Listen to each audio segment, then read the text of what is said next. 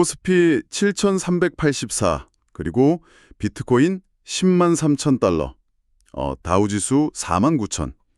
여러분 지금 스마트폰 앱이 고장난 게 아닙니다. 방금 제가 말씀드린 이 비현실적인 숫자들, 이게 바로 2026년 5월 7일 오늘 아침에 우리가 마주한 실제 현실이거든요. 네, 맞아요. 아침에 전광판 보시고 다들 눈을 의심하셨을 겁니다. 그쵸. 그야말로 모든 자산이 막 폭발적으로 팽창하는 시대에 우리가 서 있는 셈인데요. 자, 그래서 오늘 우리 심층 분석 미션은 아주 명확합니다. 단순히 지수가 올랐다 이런 표면적인 결과를 넘어서 보자는 거죠. 네, 그게 핵심이죠. 단순히 올랐다가 아니라 왜 올랐냐를 봐야 하거든요. 맞습니다. 전 세계적인 그 지정학적 지각 변동부터 한국 시장을 밀어올리는 수백조 원의 자금 이동까지 이 거대한 자본주의의 톱니바퀴들이 도대체 어떻게 맞물려 돌아가고 있는지 그 작동 원리를 오늘 확실하게 해체해 보겠습니다. 사실 지금 시장을 보면 약간 방향 감각을 잃기 딱 좋거든요. 숫자의 규모 자체가 그 과거의 상식을 완전히 파괴하고 있으니까요. 와, 코스피 7,300이라니 진짜 성식파괴죠? 네네. 그래서 오늘 우리가 주목해야 할 것은 저 전광판의 붉은 불빛들이 아니라 과연 그 불빛을 켜기 위해서 어떤 에너지가 어디서부터 흘러들어오고 있는가. 바로 그 점입니다. 아, 에너지의 근원을 찾자. 그렇죠. 이 거시경제의 거대한 흐름이 개별 기업들의 밸류에이션을 어떻게 재평가하고 있는지 그 기저에 깔린 자본의 서사를 따라가 봐야만 지금의 이 폭발적인 랠리를 제대로 이해할 수 있습니다. 좋습니다. 자, 이거부터 짚어보죠. 이 거대한 서사의 시작점, 그러니까 시장의 발목을 잡고 있던 그 가장 무거운 짐이 사라진 사건부터 이야기해 볼까요? 네, 바로 미국과 이란의 종전 합의 기대감이죠. 이게 시장을 그야말로 강타했습니다. 와, 여파가 엄청났잖아요. 국제유가 기준이 되는 브렌트유가 단숨에 7.8%나 급락을 했고요. WTI 원유 역시 94.88달러를 기록하면서 완전히 100달러 아래로 확고하게 내려왔어요. 맞습니다. 가장 큰 불확실성이 거친 셈이죠. 근데 전문가님, 제가 여기서 약간 논리적으로 멈칫하게 되는 부분이 있어요. 중동 긴장이 완화되고 기름값이 떨어진 건 기업들 입장에서 무거운 모래주머니를 드디어 벗어던진 거니까 좋은 소식이잖아요. 네, 아주 좋은 소식이죠. 근데 이게 어떻게 기술주 중심인 나스닥이 25,000선을 뚫고 다우지수가 막 617포인트나 급등해서 49,298을 찍는 그런 직접적인 원동력이 된 걸까요? 유가랑 소프트웨어 기업, 약간 좀 거리가 멀게 느껴지거든요. 겉보기엔 멀어 보이죠? 하지만 자본의 논리에서는 이게 완벽하게 맞닿아 있습니다. 유가는 단순히 주유소 기름값이 아니라 그 글로벌 경제라는 거대한 기계가 돌아가는 데 필요한 일종의 기초 비용이거든요. 아, 모든 산업의 근간이 되는 비용이군요. 그렇죠. 유가가 7.8% 하락했다는 건 전 세계 기업들이 제품을 생산하고 유통망을 돌리는 데 들어가는 물류비, 제조 원가가 즉각적으로 확 줄어든다는 걸 의미해요. 근데 나스닥 기술주들에게 더 치명적으로 작용한 메커니즘은 따로 있습니다. 바로 할인율의 변화입니다. 이걸 더 큰 맥락과 연결해보면 완벽히 이해가 되실 겁니다. 잠깐만요. 할인율이라면 그 미래에 벌어들일 돈을 현재 가치로 환산할 때 적용하는 금리, 막 그런 개념을 말씀하시는 건가요? 네, 정확합니다. 기술주들은 보통 당장의 이익보다는 5년, 10년 뒤에 막대한 미래 수익을 기대하고 투자하는 자산이잖아요. 네네, 성장주니까요. 그동안 시장을 억누르던 공포가 뭐였냐면 유가가 계속 높으면 인플레이션이 안 잡히고 그럼 고금리가 장기화될 것이다. 이거였거든요. 금리가 높으면 미래 수익의 현재 가치가 뚝 떨어지니까요. 아, 그러니까 유가가 100달러 아래로 무너지면서 시장이 이제 물가 상승 압력도 줄어들고 금리도 안정되겠구나, 이렇게 판단을 한 거군요. 맞습니다. 미래 수익에 대한 할인율이 낮아지니까 기술주들의 밸류에이션이 수학적으로 당장 튀어오르게 된 거죠. 와, 그러니까 단순히 물류비가 싸진 게 아니라 시장을 지배하던 그 고금리 장기화라는 내러티브 자체가 깨지면서 기술주 몸값이 재평가된 거네요. 네, 그게 핵심 동력입니다. 게다가 여기에 AI 칩 대장주인 AMD가 엄청난 호실적을 발표하면서 완전 불씨에 기름을 부었잖아요. 그렇죠. 타이밍이 기가 막혔죠. 심각해보면 AI 데이터 센터 돌리는데 막 전력이 엄청나게 소모되는데 에너지 비용 하락이 이런 유지 비용까지 줄여주니까 AI 랠리 본연의 모터가 다시 가속하는 완벽한 선순환이 만들어진 거네요. 바로 그 지점입니다. 거시경제의 불확실성이 해소되자마자 AI라는 강력한 펀더멘탈이 비로소 제 속도를 막 내기 시작한 거죠. 그 결과로 유럽, 독일 닥스 지수나 일본 니케이, 중국 상하이 지수까지 그 글로벌 전반의 위험자산 선호 심리가 그야말로 폭발하게 된 겁니다. 자, 그럼 글로벌 자금이 그렇게 위험 자산을 향해 거침없이 흘러가고 있다면 이 흐름이 태평양을 건너서 한국 증시에 도달했을 때는 그야말로 폭포수 같은 에너지를 만들어냈습니다. 한국 시장 상황은 정말 놀라울 정도죠. 코스피 상원 보면 진짜 현실감이 떨어져요. 장중 7,300선을 돌파해서 7,384.56 유지하고 있고 코스닥도 1,210선입니다. 특히 삼성전자 시가총액이 1조 달러, 우리 돈으로 막 1,555조 원 돌파했다는 보도까지 나왔고요. SK하이닉스도 1,141조 원에 달하더라고요. 대형주 중심의 강세가 엄청나게 뚜렷하게 나타나고 있죠. 증권주나 바이오 섹터도 지금 고공행진 중이고요. 네네. 근데 여기서 우리가 주목해야 할 가장 흥미로운 메커니즘이 하나 있습니다. 외국인이 6조 원 가까이 순매수한 것도 크지만 이번 랠리를 밀어올린 숨은 큰손, 바로 연금개미, 이 500조 원 규모의 퇴직연금 자금이동이라는 점인데요. 네, 그 부분이 정말 구조적인 변화를 만들고 있죠. 근데 전문가님, 저는 이 부분에서 솔직히 약간 의구심이 듭니다. 시작에서는 이걸 두고 막 코스피 1만 선이 터무니없지 않다 이렇게 열광을 하던데 결국 개인 투자자들의 포모 현상, 그러니까 나만 벼락거지 될 수 없다는 조바심이 연금 계좌를 통해서 터져나온 일종의 과열된 거품 아닌가요? 그 조바심이 유동성의 트리거 역할을 한 것은 분명 부정할 수 없습니다. 포모 심리가 크게 작용은 했죠. 하지만 이 500조 원이라는 거대한 머니무브를 단순한 단기 거품으로 치부하기엔 좀 무리가 있어요. 아, 성격이 다르다는 건가요? 네. 퇴직연금 자금은 본질적으로 단기 단타 자금이 아니거든요.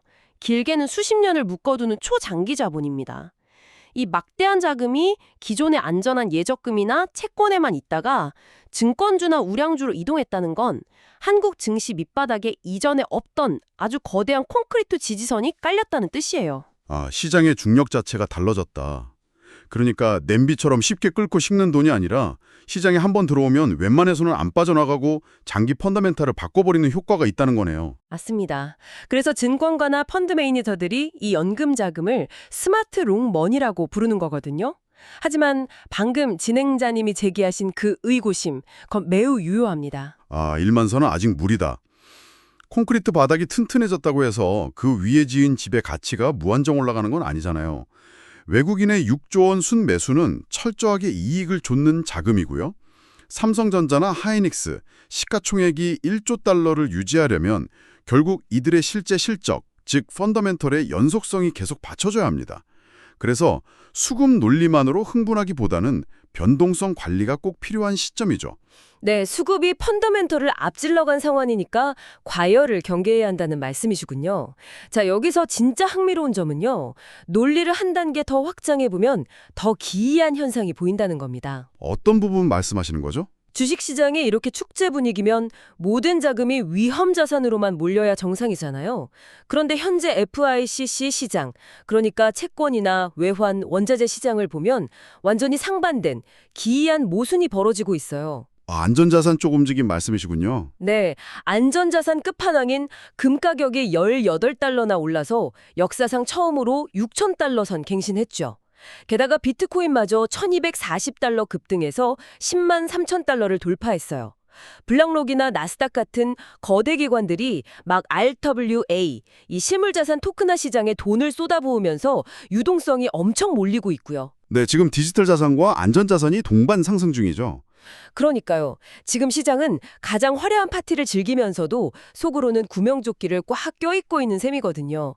주식도 최고점인데 금과 비트코인까지 동시에 오르는 이 현상, 도대체 왜 이러는 걸까요? 여기서 흥미로운 점은 바로 미국채 10년물 금리에 있습니다. 오늘 10년물 국채금리가 5bp, 그러니까 0.05%포인트 상승해서 4.384%를 기록했거든요. 이게 아주 중요한 힌트입니다. 잠깐만요. 국채 10년물 금리가 올랐다는 건 시장에서 장기적으로 돈 빌리는 비용이 비싸졌다는 뜻이잖아요. 아까 종전 기대감으로 유가도 내리고 그래서 주식도 폭등한다면서요? 근데 왜 국채 금리가 오르죠? 바로 그게 현재 시장이 품고 있는 모순이자 공포입니다. 주식시장은 유가 하락에 환호했지만 채권시장 투자자들은 여전히 연준, 즉 FOMC의 매파적 기조가 살아있다고 본 거예요. 아, 금리 인하 확신이 없군요. 그렇죠. 유가가 내렸어도 한번 올라간 임금이나 서비스 비용 같은 끈적한 인플레이션은 쉽게 안 떨어지니까요. 그래서 자산별 위험 선호도가 극단적으로 차별화되는 겁니다. 그러니까 시장 참여자들은 AI 혁신이 가져올 폭발적인 주식 랠리도 놓치고 싶지만 동시에 남아있는 불확실성이나 인플레이션에 대한 해지 수단으로 금이나 비트코인에 막 돈을 밀어놓고 있는 거네요. 정확합니다. 성장에 베팅하면서도 시스템 불확실성을 방어하려는 생존 자본이 양극단에서 팽창하는 거죠. 투자자들이 어느 한쪽을 완벽히 믿지 못하고 양쪽에 다 판돈을 걸어둔 겁니다. 와, 주식 파티장 속 구명조끼라는 말이 딱 맞네요. 결국 이 주식시장의 낙관론과 안전자산 시장의 경계심, 이 팽팽한 줄다리기 중 어느 쪽이 맞을지는 곧 발표될 데이터가 판가름하겠군요. 네, 다가오는 경제지표 캘린더가 아주 결정적인 역할을 할 겁니다. 당장 오늘 밤 발표될 미국 신규 실업수당 청구 건수 예측치가 205K, 20만 5천 건이고요. 내일 발표될 비농업 고용지수는 무려 73K로 대폭 감소할 거란 예측이 나와 있습니다. 실업률은 4.3%고요. 고용 지표가 꽤 흔들리고 있는 모습이죠. 하지만 진짜 주의 깊게 봐야 할 건 임금 변동성입니다. 일자리는 줄어도 임금이 오르면 인플레이션을 계속 자극하니까요. 아, 그렇겠네요. 근데 전문가님, 제가 이 캘린더 보다가 진짜 놀란 수치가 하나 있어요. 어떤 건가요? 다음 주 화요일 데이터 말씀이시죠? 네, 5월 12일 화요일 소비자 물가지수 CPI 말이에요. 예측치를 보면 전년 대비 3.3% 상승인데 전월 대비 예측치가 무려 0.9% 상승으로 나와 있어요. 잠깐만요. 한 달 치고는 이거 엄청난 상승폭 아닌가요? 파티장이 완전 찬물이 될 것 같은데요? 맞습니다. 만약 예상대로 물가가 월 0.9%씩 튀어오른다면 연준은 절대 금리를 내릴 수 없습니다. 오히려 금리 인상 카드를 만지작거릴 수도 있죠. 와, 그럼 지금 나스닥 25,000이니 코스피 7,300이니 하는 유동성 랠리가 와르르 무너질 수도 있다는 건가요? 그렇기 때문에 이 다음 주 CPI 지표가 현재 시장 유동성 랠리의 가장 큰 스트레스 테스트가 될 거라는 겁니다. 유가 하락만 믿고 샴페인을 터트리기엔 당장 우리 눈앞에 다가온 인플레이션 지표가 너무 위협적이거든요. 정말 등골이 서늘해지네요. 자, 오늘 심층 분석 내용 한번 정리해 보겠습니다. 지정학적 긴장 완화로 증시가 최고점을 돌파하고 수백조 원의 연금 자금이 유입됐지만 동시에 안전자산인 금과 비트코인이 동반 상승하는 모순이 괄천하고 있습니다. 그리고 이 모든 파티의 운명은 결국 대기 중인 인플레이션 지표에 달려있다는 거군요. 네, 정확한 요약입니다. 이 혼란스러운 궤적들이 결국 하나로 연결되어 있다는 걸 꼭 기억하셔야 합니다. 여러분은 이 모순된 시장에서 어떻게 포지션을 잡고 계신가요? 주식 랠리에 시원하게 올라타셨나요? 아니면 금과 비트코인으로 해지를 하고 계신가요? 그래서 이 모든 게 우리에게 무슨 의미일까요? 투자자로서 굉장히 고민이 깊어지는 시점이죠. 맞습니다. 마지막으로 오늘 소스 내용 너머로 여러분이 스스로 한 번쯤 깊이 고민해 보실 만한 도발적인 화두를 하나 던져드리겠습니다. 네, 어떤 걸까요? 아까 전문가님께서 한국 증시로 밀려든 500조 원의 퇴직연금, 이 거대한 머니무브를 말씀하셨잖아요. 네, 그 콘크리트 지지선 말씀드렸죠. 근데 만약에 코스피가 그 펀더멘털을 스스로 증명하지 못한다면 어떻게 될까요? 이 똑똑한 연금개미들의 자금이 한국 증시를 썰물처럼 이탈해서 세제 혜택을 얻고 미국 나스닥 테크 ETF 같은 곳으로 방향을 확 틀어버린다면요? 와, 그거 정말 무서운 시나리오네요. 자생력이 없으면 자본은 언제든 떠나니까요. 네, 코스피 1만선이라는 장밋빛 전망 뒤에 숨은 우리 시장의 진짜 본질적인 자생력에 대해 한 번쯤 뼈아프게 생각해 볼 시점인 것 같습니다. 자, 오늘도 이렇게 복잡한 숫자 이면의 이야기들을 함께 파헤쳐봤는데요. 이런 통찰을 나누는 시간이 참 즐겁네요. 네, 저도 오늘 심층 분석을 통해 시장의 이면을 짚어볼 수 있어서 아주 유익했습니다. 여러분의 투자 여정에도 오늘 이 시간이 아주 예리한 나침반이 되었기를 바랍니다. 다음번에도 더 깊고 날카로운 통찰로 찾아오겠습니다. 여러분 끝까지 함께해 주셔서 감사합니다.